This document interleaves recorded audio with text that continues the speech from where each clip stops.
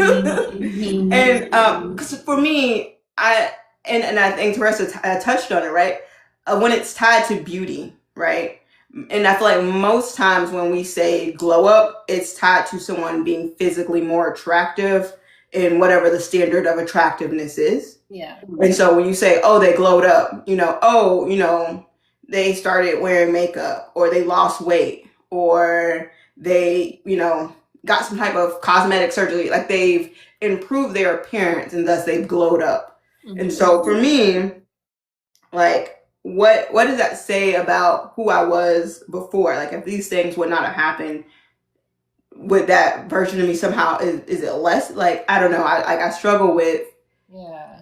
I don't know. I struggle with that. Yeah. I mean, I think that's normal, right? I feel like I think hearing that it could be a trigger for multiple reasons. And I think what it's doing is highlighting your relationship with yourself. Because for me personally, or just how I perceive and understand the term glow up is like an evolution. I always want to be glowing up. Every year I want to glow up. Like ultimately, when I'm 50 years old, I want to see the evolution of my glow up over time. So I think is how do you relate to the word? And sometimes I think for people who may have, or for everyone, because we all have insecurities, right? So I think for some people, it can feel like a reminder of who I was before, who I am today, and what is our relationship to that old version of ourselves. So it's like, how do you relate to yourself before and now? And if there's a struggle of us like loving that version of ourselves where we didn't feel pretty enough, or accepting that version of ourselves where we didn't feel like we were her or that girl, when you do become something more or different or evolve in your own way, when you hear that, that could be a trigger and a reminder of that older version of you if you haven't learned how to love on her or be kind to her or be gentle with her. So I think that could be a reflection of your relationship with yourself. But it's like, it's how do you want to relate to the term? Because me personally, I don't think someone telling you like I want to know that I'm growing. I want to know that I'm evolving. I want to know that I'm better than I was last year. So I think it's a big part of that is just like if that creates some type of tension inside of me, then what part of myself is that bringing up and how could I tend to it?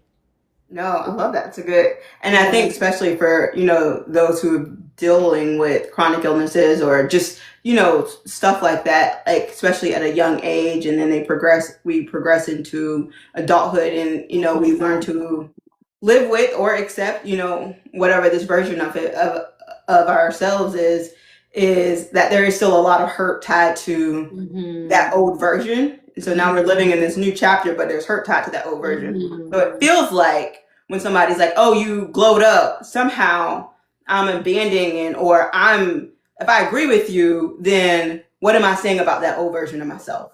Exactly. I think you hit it right on the head. So I think it's, even though we might be in a new season, I still have to process everything that I've experienced. So you still got, that stuff is still in the closet. So you still got to go in there, pull it out, work through it, process it. Like, how do I comfort that part of myself? So if you haven't done the work in that sense with like, mending that part of you that feels hurt, that feels broken, that feels unseen, that feels invalidated, that feels small or had to shrink. If you don't tend to that part of yourself, it's just not going to go away because you are looking different, smelling different, showing up different. Like, it's not going to go away. So I think if someone's saying that I notice your growth, you glowed up, is a trigger, I think that there may be more that we may have to visit within ourselves. And I think once you make peace with that part of yourself, when you hear it, it may not create as much tension as it normally would if you haven't addressed those things. Okay. Listen, y'all, I told y'all, no expert here. I got a lot of work to do on myself. Okay, we all growing. And that's the beautiful thing, because I think tension is good. Like, when you feel that, that means there's a part of myself that has the opportunity to grow and glow up. Like there's a part of myself that has the opportunity to not be the same anymore. So I personally think that self-growth and evolution is fascinating. It's interesting. It's like, who don't want to be growing? Like, who don't want that? Yeah. I'm trying to, how do I, I'm trying to make it so that, Like split. yeah, but I think it's because it's three of us, maybe. I don't no, know. because I be seeing people in little bubbles. To I don't know, go, but you I have prefer to. we people came to hear from you. We gonna make you Hey, bigger. Crystal, it's your settings. You have to do the Oh boy, and I'm not. Do you want me to come off and then join? Well, I don't want to show my face, but um, I'm looking a hit mess. But no, I think there's something that you have to do with your settings, and then you can put us up like in a. Oh, okay. We'll Like do the that. boxes. We'll Yeah, work through it's that. like the I'm a it's the boomer. blue and the pink or something like that. But yeah, okay.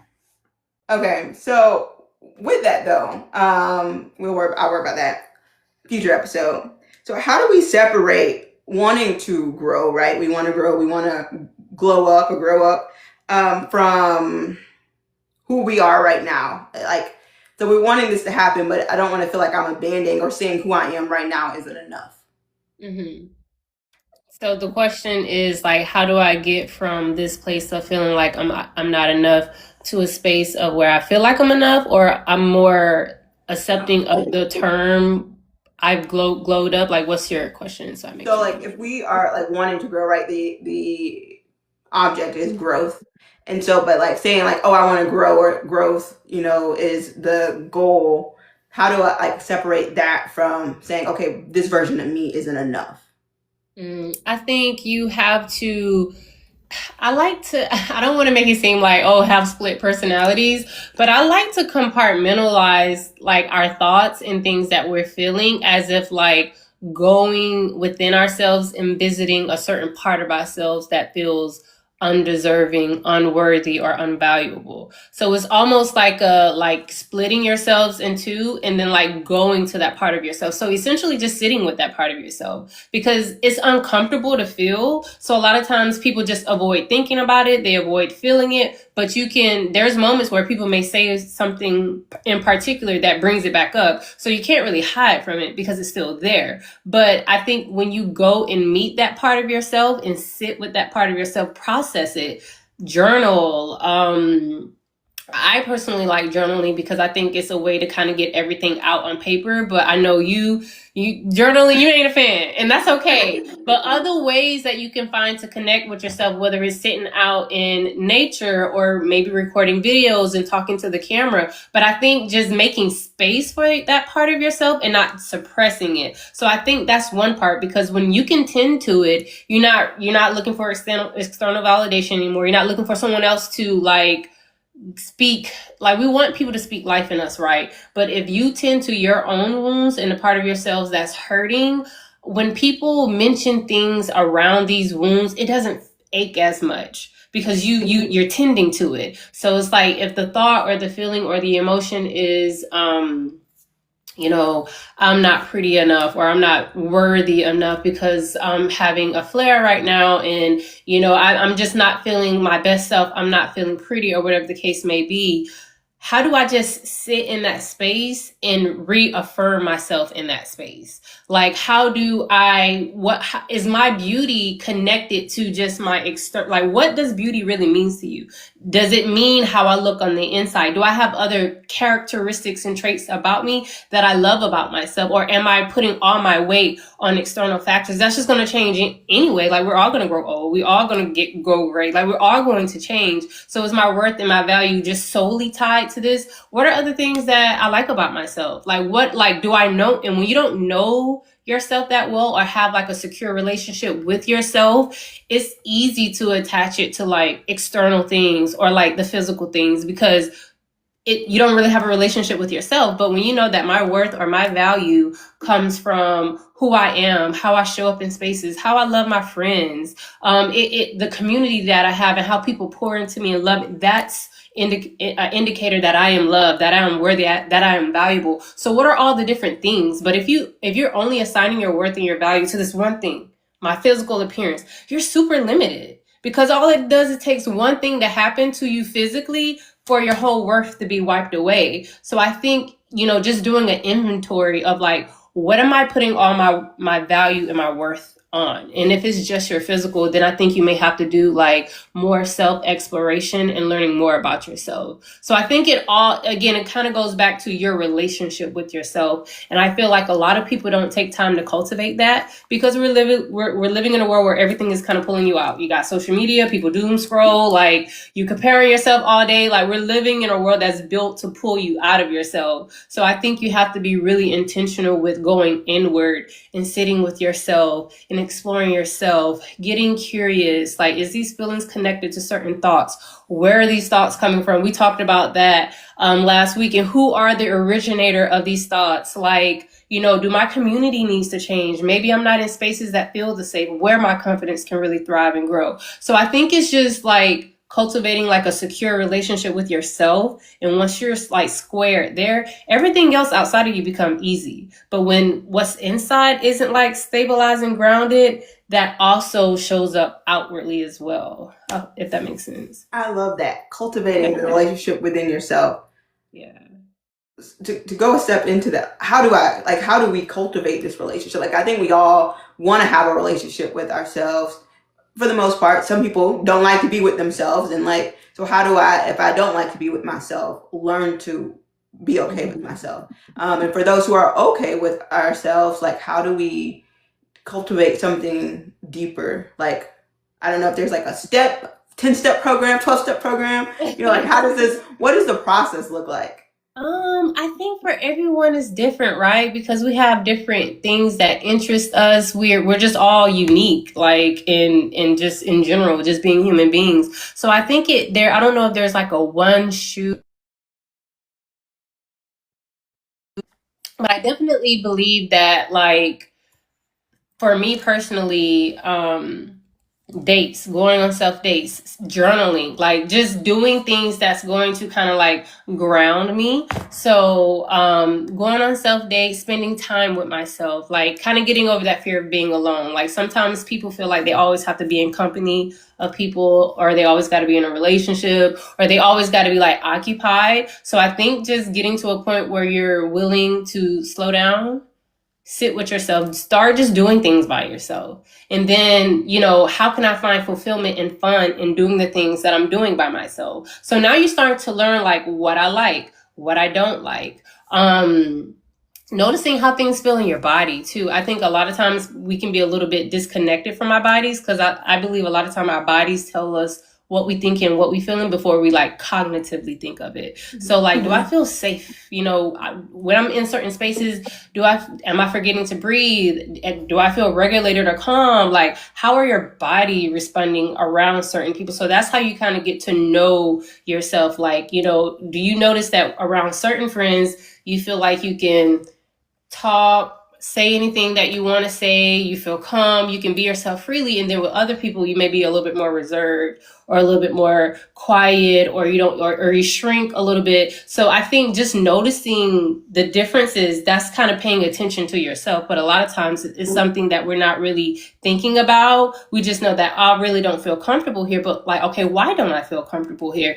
Am I having to shrink in the space, or do I feel like I can't fully be myself? So I think just listening to how you're responding, like spending time with yourself, listening to how you're responding to your environment and taking in that data. And that's why I kind of go back to like journaling, because it's hard to keep up with that stuff. Like, you're not going to remember every single thing. But the beautiful thing about journaling is because you can always go back and look at it. And then that's how you can start to make like better decisions. Like, okay, I notice when I do this thing, I feel this way. I notice when I do this thing, I feel that way. I want to feel more of that. So how can I lean into that more? So, you know, finding things that interest you. Like, what are your hobbies? Like, you have to date yourself. The only way you can truly know yourself is if you're dating yourself. But if you're not dating yourself, but you're dating everybody else, it's just like, how do you know what you really want if you don't really know yourself? It's so funny, Keyy. So I mean, I did some satire about the whole dating yourself thing, because people would say it just this weekend, right? And I was just like, I hate this term. You'll find out I hate a lot of terms. But one of my friends, she's like, my therapist told me to date myself, and I'm like, okay, so for me, and again, maybe it's something I need to work through. So, but I was just like, I feel like dating yourself is just, and for me, just the normal part of being a functional adult. Like, when I think of dating myself, okay, well, who else is preparing my meals? Like, I take myself on vacations all the time. Like, I'm in a book club of one. I sit and read books and, discover new authors and stuff like that. And so I feel like when I hear dating yourself, oh, spend time with yourself, or, learn to be alone and with your own thoughts. And I'm like, I live alone. I'm with my own thoughts all the time. I like, so I don't know. When I hear dating yourself, I'm like, that's just a normal part of my existence. Like, yeah, that's what I'm doing already. But what do you mean by that? Yeah. Okay. Well, if I was to ask you, what are the things that you like to do on the weekend, and what are 5 strengths? Like, can you just answer that off the bat? 5 things I like to do on the weekend: go to the gym. What are some things that you like to do on the weekend, and what are like 3 strengths that you have? Okay. You guys answer the questions in the comment too. You guys answer rapid, fast. On the weekend, I like to go to the gym. I like to clean. I like to create content. I do like a little content day. Or I do like self-care. Like today I'll get up, do my makeup, or get my nails or toes done, something like that. Strengths. Sleeping in, like prioritizing my rest. A strength. I would do, like, I don't know what we mean by strength. Like, the word strength.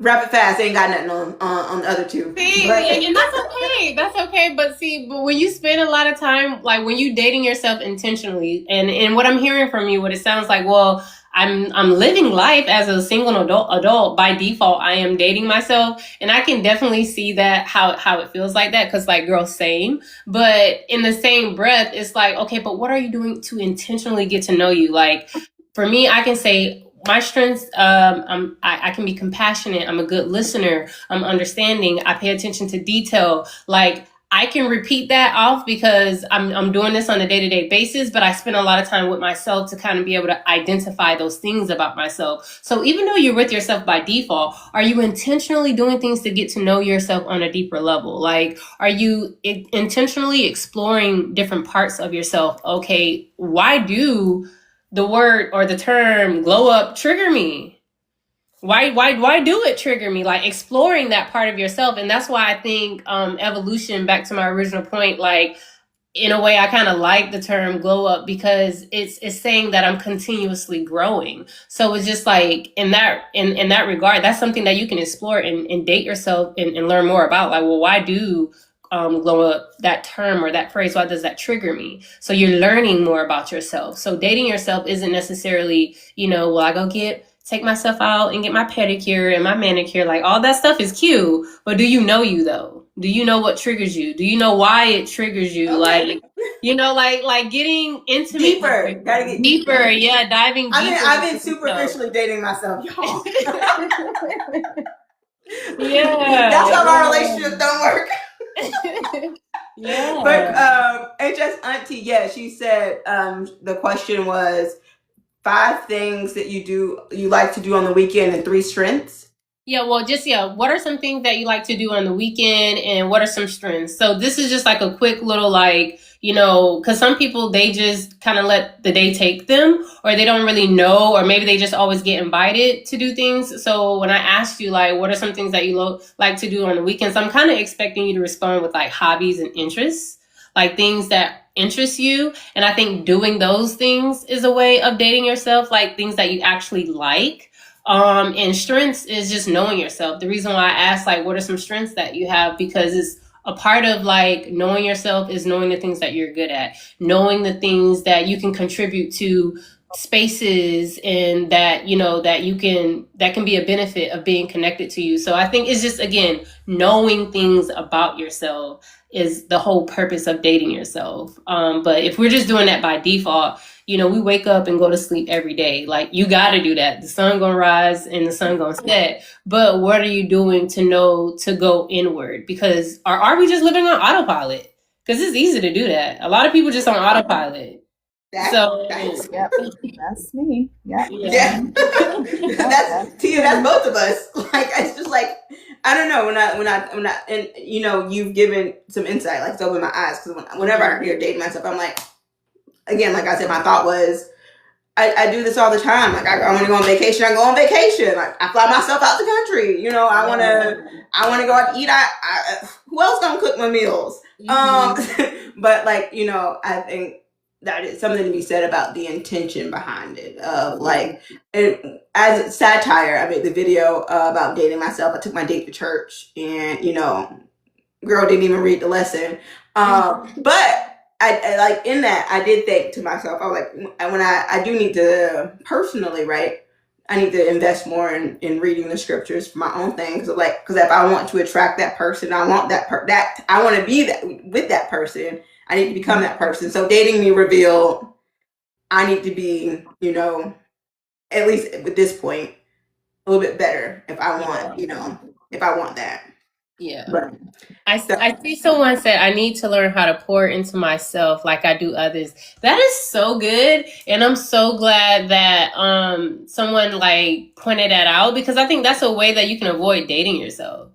Like that's a way that you can avoid spending time with yourself is because we get so involved with like other people's lives and what we can contribute to them, and we're not even looking at what we can contribute to ourselves. So I like that someone like pointed that out because I feel like that's a common thing that I see. That's something that I've experienced before as well. Is because you know sometimes you can feel like that's what makes me feel like I'm worthy. That's what makes me feel like I'm valuable if I'm adding to someone else's life. But it's like, how could we see ourselves as valuable? How could we see ourselves as worthy enough to want to pour in that time, attention into ourselves? And I think that can be a reflection, again, of our relationship to ourselves. If I'm always giving to others, showing up for others, being superwoman for others, and I'm not doing that for myself, what is my relationship with myself? Am I dating myself? interesting. We touched on this actually when Beautifully Unblemished when we did the group session thing. And I feel like it with HSNT I'm like the same, right?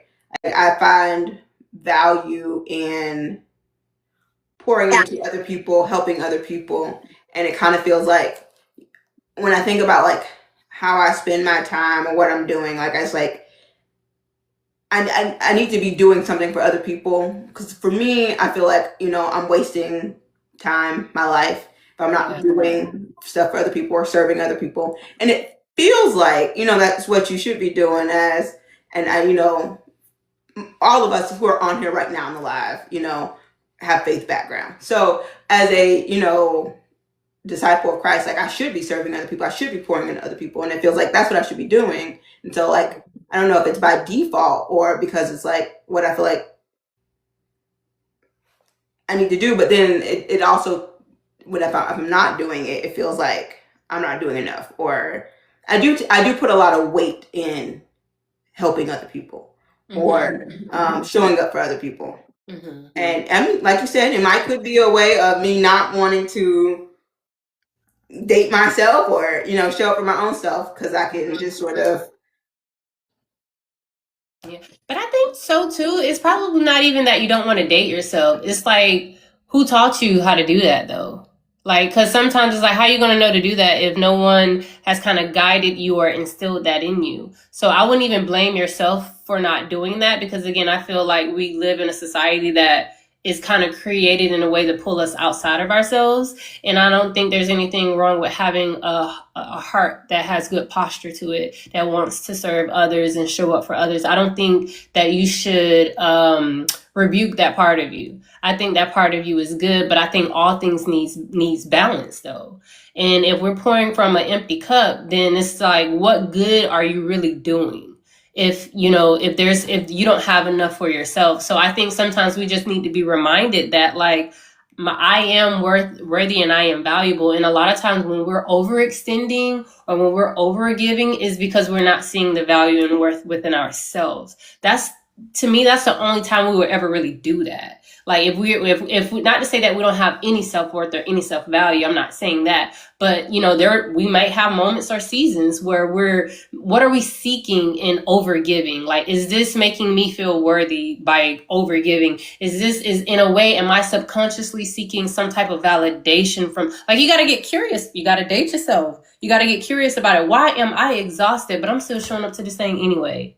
So it's just like, you have to really explore why we are doing these things, and it'll typically point back to a deeper issue. Like, what am I looking to get from this? But I don't think that you should like shun that part of you that wants to help and serve others, because I feel like that's what we're here for, to do, to plant seeds, to help water each other and help grow. We all, we're cultivating a garden. And I think, when we work together and pour into each other, it can be a very beautiful thing. But you got to realize when your soil needs to be fertilized, when your plant needs some more sunlight, when you probably need to be moved to another area in the garden so you can grow. So if you're not tending to yourself, you don't want to wither away by overpouring into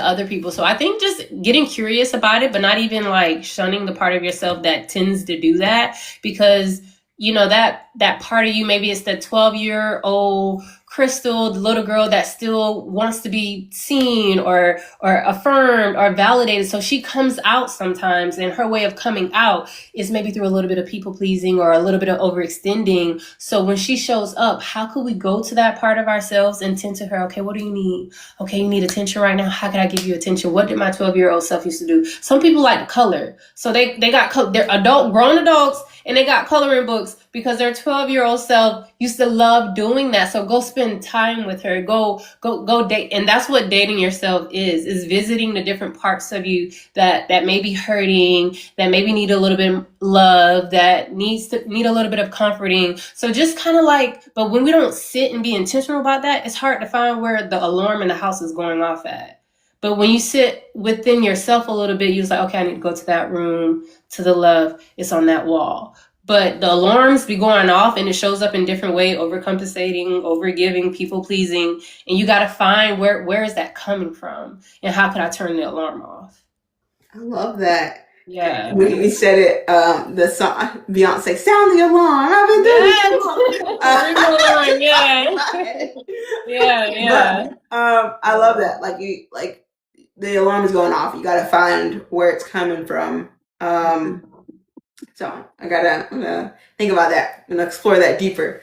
But with that, so I also wanted to talk to you a little bit about, we talked about the glow up, but with that, right, identity tied to this glow up, and you were talking about in the beginning of not, your appearance can't be the only thing where you divide, you have worth and you feel about yourself. Mm-hmm. How, I feel like it's easy to tie it to worth because that's what everybody, that's what they comment on usually, right? It's about your appearance or how you look, or that's the first thing people see. And so how do you quiet the, okay, it's not about my identity, it's not about how I look, or stop focusing so much on your looks or the physical, whether it's scars or whatever it is for yourself, and focus on building these other things within yourself when it feels like the loudest thing is the appearance. Okay. I'm gonna give, I have a really good answer for that, but it's not a clinical answer. So like, I'm completely taking off. Give us the key answer. Yeah, okay, this is key. This is just your girl next door answer. So I'm gonna share an experience. So I have been growing my locks for like 4 years now, and it has become one of the things that I find a lot of my beauty in, because I'm just like, oh my gosh, my hair is growing so long, and I had got aloe stuck in it. And to where I had pieces of aloe, and no matter what I could do, I couldn't get it out. So I'm just like, oh my gosh, my hair is so destroyed. And I felt like but I didn't realize a part of me, and this is like, as a believer, I'm also speaking from a place of a believer. I didn't realize that I had like started to find so much of my beauty in my and my hair and how it looks and how I'm presenting myself. And one day I was reading my Bible, and I was like in Proverbs 27, and I was just reading. You know, it was one of those mornings where you're just like guide me, show me where to read. I don't know. Somehow I ended up in 27, and I kept reading, and I was reading Proverbs 31, but I didn't realize that that's what I was reading because I was just kind of scanning. And then it talks about the different type of the different type of characteristics, traits, and elements that make up a woman of God. And it talked about, like, you know, how she shows up for people, how she pours into her community, how she you know, makes sure that people are fed, just to your point, like just very serving and giving and loving. And it was so funny because it said that, and she wear purple gowns, and I was like, that's so funny because I literally just had the event where we had on purple gowns and things like that. So I was like, oh, it's so funny that it mentioned that, because in that moment I'm like, okay, this is a God moment. And basically, so I read through the whole thing, and by the end, that's when I realized what I was actually reading, like Proverbs 31, and how it ends. It says that, like, the thing that makes you beautiful isn't, you know, it says that beauty fades, and, you know, but the love of God is, and what I give to the world is something that makes me beautiful. That is where my beauty comes from. It doesn't come from my hair. And I think that was a very humbling moment when I had the aloe stuck in my hair, because I'm just like, it's not about what this looks like. Like, yeah, I love myself. I love my body. I love my hair. I love things about myself, but that can't be what my beauty is rooted and founded in. It's who I am. It's my heart. It's how I love people. It's how I pour into people. It's how I show up. So I think that kind of goes back to my original point. Now I'm taking off the spiritual, just Keyy hat, putting back on the other hat. So it goes back to my other point of just like, there gotta be other things that you value about yourself. It can't all be looks, because if it's predicated on looks, what you gonna do when you're 60?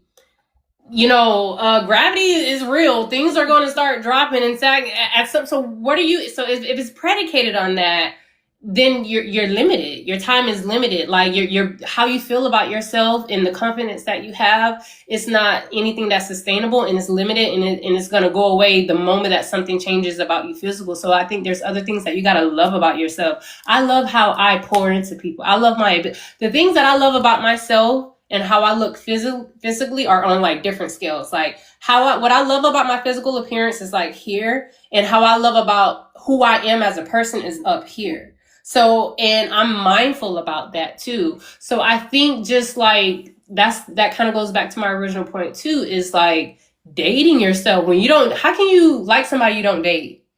Even if we're not even thinking about ourselves, just like people that we may be interested in. You like them because you're dating them and you're getting to know things about them, and that's why you like them, the things that you're learning about them, I would hope. So same thing with yourself. You're no different. Like, if we're not spending times with ourselves and getting to know ourselves, and what do I like? What do I don't like? What turns me off? What turns me on? Like, if we're not doing that with ourselves, there's really hard for you to have a healthy, secure relationship with yourself. So I think, I feel like I answered your original question. You did. And there's so much I love about this. So just because I think a lot of times in the community, the HS community, chronic illness space in general, so much is tied to how we look, right? And so we tie a lot of our worth to how we look, and how other people perceive our looks and things like that. And I love the scale that you said of like how I look is, you know, important, and I love how I look, you know, but there's so much more than how I look. And I think something I want to take away from this, and, you know, talk more about in the community of, who are you outside of your looks, right? Outside of, okay, you got this scar, these flares on your arms or on your groin or wherever they are. And that can very well be hard, you know, physically, mentally, you know, not feeling attractive. And that's something to work through. But also on the other side of the coin, you are so much more, we are so much more than, you know, these scars, or, you know, the pigment leaving in our skin, or eczema, or whatever these things are that we're going through. We're so much more than these physical things. And I feel like a lot of times, just from with myself and just conversations like with other, you know, warriors, different. It's a lot to do with looks and appearance. And I mean, I get it. We live in the world, and so it's hard to separate the fact that people are going to have a comment. I'm going to have to hear the comment, and then I'm going to have to work through those comments. But that's probably another conversation. But I like the scale analogy of like being smart, being giving, having all of these attributes, right, from Proverbs 31. Being this person and having these things is so much more than just being beautiful. Yeah. Have you ever met someone and their energy and who they were like was just so magnetizing and captivating that they were just beautiful? Like you wasn't really even just looking at them, but just the energy and and how you felt around them. Mm-hmm. That's beauty. That is beauty. And it kind of goes back to what I was saying, like, what I believe and understand to be like the love of God and being able to give that is what makes me a beautiful person. And so I think like just if you ever experience people, right, like that, you're not really even looking at them, but it's just how they make you feel, their presence, their energy, how warm they are. That, to me, that's beauty. And I think a lot of people define beauty differently. I know that we live in a society where people probably lean on like a lot of external things to define and understand beauty, but you can redefine beauty. Beauty doesn't have to mean to you what society says that it's supposed to mean. So I think that like, exploring like, what does beauty really means to me and how do I want to embody that? And I think once you create your own definition, you're not waiting for somebody to validate your beauty or not, because you know what it means for you and you are doing what's necessary to step into that. So I think even just redefining beauty if you have to. Yeah. Oh, please. Yeah. Write this down. Mm-hmm. I love that. But I think that's such, like, when we talked about this too, when we talked about resilience of the definition, like definitions matter. And it's a definition that you give it, right? It's not just whatever Webster says or what the world says. It's like, what is your definition of resilience? What's your definition of beauty? When you think beauty, what comes to your mind? Yeah. And so I love that. And I had an experience like that. I met a guy. And I was like, oh, he's attractive. And he opened his mouth and I was like, ooh, not attractive. And the same thing flip side, right? Somebody look at somebody and you're like, and then but their personality, their just energy, their vibe, everything about them is like, I want to be around this person. Like I need to be near this person because some people make my heart smile. Some people make my heart smile. Yeah, it's who they are. And I think that's a bigger testament of like, they're tricking us. Beauty is not what they're telling us that it is. It's who people are. That's what really makes people beautiful. Like, it's who they, like, I think you are a very beautiful, it doesn't matter what I think about you, Crystal. You gotta think this about yourself. But like, I think you are a very beautiful person. Your energy is very warm. It's very captivating. It's very inviting. It's very grounding. It feels very safe. And I think that that's what makes you a beautiful person. But now, I'm telling you that. I'm planting that seed. Now it's up to you to water that. It's up to you to carry that. It's up to you to receive that. So I think that just like how you said that you've experienced people, know that you too are one of those people. And you have to lean on that. And maybe that's something that you can remind yourself when those fears try to show up or they try to like trickle in, because that'll happen. You're human. Like it'll come up. But I think the more that you challenge it, the less that it pops up, and then before it shrinks, and then it goes away. And it might try to come back again. But whenever it do, you have sustained yourself and grounded yourself in a new belief that is empowering, that is encouraging, and you can lean on that versus a limiting belief that never served you in the first place. I love that. It's funny because we'll be wrapping up soon, but so there is this. And it's weird. Like I'm all about self-love and, mental health. Like this is just something that's very, but again, I go back to, these are things that I'm still working through. Like these are usually, we're in conversation with people that we're in the thick of it, which is like, right. We got you to outside to some alarms that we might be missing, because it's hard to hear the alarm or new alarms when you are constantly hearing alarms, right? And so, so there was this guy, and so I'm gonna tell y'all a story. Go ahead and close my book. So we work together, right? And so I like it. Like, we worked together for 5 years, and like, our relationship. But in my mind, even though I feel beautiful to myself, in my mind, I'm like, there's no way. Like I was like, he got it. This got to be like, he just, some people just they're flirty by nature. And so I was like, and then like, just like, he'd say stuff, and I'm like, he doesn't really mean that. And so like, in my mind, like, no matter what he says, I'm not receiving it. But also in my mind, I'm like,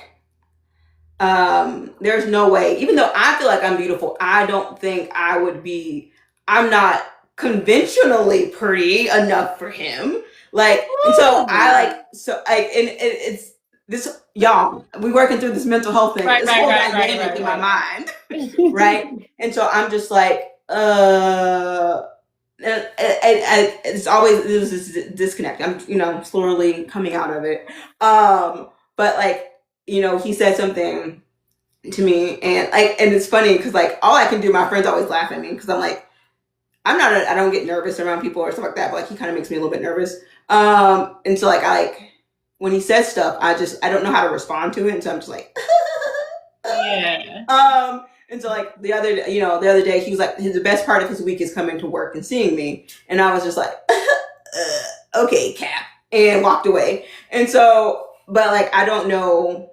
One, my niece has already told me this. I don't know how to take compliments. I don't take compliments well, but I guess that goes back to being triggered by glow up. It's a lot of stuff I'm going to work through, but I think it's a very interesting thing that some of us, right, can feel that we look beautiful, we feel comfortable within ourselves. But when someone else may express it, it's hard to accept the reality of, they believe that. Do they really believe that? How can, like, I think it, but I don't know. I don't believe that other people think it. I don't know, friend. I don't know if you think that, because it's like, if someone if I give you this flower, if I'm trying to give you this flower and you saying, no, I don't deserve that flower, I don't want to take that flower, I don't think it has anything to do with whether they're telling the truth or not, because it's not about them. I think I think that could be a way of making what they think and feel about you bigger than what it needs to be, because what you think and feel about yourself needs to be the biggest. Like, that needs to weigh the most out of anybody's opinions. If we're weighing opinions, how you feel and think about yourself. So like I said, all he's doing is a mirror. Everyone is a mirror. People, how we receive and experience people is reflecting what's going on inside of us. So the fact that he's saying these things that are kind, that are sweet, I would even say that they sound really sweet, and your inability to receive that, I think it's a reflection of your relationship with yourself. There's a part of you that probably do love me, that do think I'm that girl, but in addition to that part, there is also a part that's just like, girl, he lying. We don't really think that we're all of that. Like, we don't really think that he means that to us. So we can have two parts of ourselves that's battling like that. That's also a thing. So you don't have to be completely self-loathing and self-hating and devaluing, or completely like, I'm that girl and I'm extremely confident. These two things can coexist. They're there a lot of times. So I think that your resistance to him trying to give you a flower shows that there's a part of me that thinks I'm not deserving of that flower. And how can I go visit her? Like how I was saying, tending to the different parts of ourselves. How could I go find that room and sit where that alarm is at and turn that off? Because we need to be able to take flowers when people look at, whether he lied or not, it don't matter. He's trying to give me a flower. Whether it's a fake flower or a real flower, thank you for the flower. Yeah, y'all, listen. He done took us to church and back. No, this was so good, and I'm excited to chop this up and share it with the community that weren't here in the live. But I think that's so much to sit with, because just like I said, so many warrior stories are like my own, right? Where Yeah. we have this, we've gotten to a point where we accept ourselves and whatever that looks like, but we still, to your point, haven't fully accepted or dealt with. Maybe, accepting is not the right term. We fully haven't dealt with those other issues, and they just sort of naturally get drug along into this new version of like we're evolving, but we ain't dusted our shoes off and we're carrying this stuff with us. So got to work on. Got to take shoes off. Yes. So, Yes. I love that. Any yes, HS Auntie, clock it, cause Keyy over here just any other questions or thoughts for Keyy before we wrap up about just glow up identity, anything that resonated with you, issues that you're working through that you want to quickly ask Keyy real quick before she returns to her life? Can I book a session? I am accepting new clients. Really? You can find me at Center for Wellness and Clinical Development.com or Lead Clinically on Instagrams. I'll drop it in the chat. Yes, Okay, yes. thank you. Yes. I wish I could go to Keyy too, but You can't, girl. You can't. That's the problem, right? You want a therapist you connected to. And once you connect to them, then they be like, we can't see you. But no, I think this was really good. Krista wants to know when she's coming back on. Is she gonna be coming back for another visit with us? Yes, Of Keyy will be course. around. She's a friend of the show. Like, she will be back on. So we're gonna do a little bit. We're getting a little bit more organized. So like a couple days ahead of time, we'll make sure we do an announcement of when people are coming on. Key's going to be coming on a bi-monthly basis. So every other month you can look forward to Keyy. We don't want to overwork her, Girl, this isn't work. This isn't work. I enjoyed the conversation. It was really nice to process these things with you, and whatever way I can give back, I'm always open to that. So it doesn't have to be bi-monthly. We can do like maybe bi-weekly. If I'm available, I'll just hit you up the Sunday before and let you know if I'm available. But I love the space that you're cultivating and creating, and I think it could help a lot of people. So I'm open to contribute in any way that I can. Yes. Okay, you guys. Well, we're going to have Keyy monthly. We're going to bring Keyy. Key's going to be back next month. And when we do it, if you're here in the chat, let me know, and we'll do a panel. We'll bring up multiple people, and we can just sort of have a even larger group discussion where you don't got to feel like you're typing, but you can really be in the conversation. But thank you all for joining. This has been great. It's been insightful. I got a lot of homework to do. Keyy. I thought I was way more involved than what I was. It's okay. Life is a journey, girl. We always evolving. You're gonna always be glowing up. I want you to know that. As long as you're alive, you should be glowing up. Oh, hey, Quan. It was welcome, nice meeting Quan. you. Welcome to the family. We hope to see you every time Keyy comes on, and support her. But all right, I'm gonna let you guys go. Keyy, we gonna connect outside of this. All right, bye. Thanks everyone for joining. Bye everyone. Have a great evening. Bye.